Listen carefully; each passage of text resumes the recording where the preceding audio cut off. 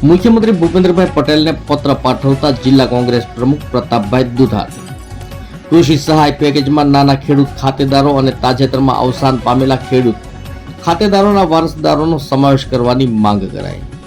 ખેડૂતો માટે 10,000 કરોડનું પેકેજ જાહેર કર્યું, તેને આવકારું છું। 1.5 હેક્ટર 2 હેક્ટરથી ઓછી ખેતી ધરાવતા ખેડૂત ખાતેદારોના અલગ અલગ ખાતાઓ છે।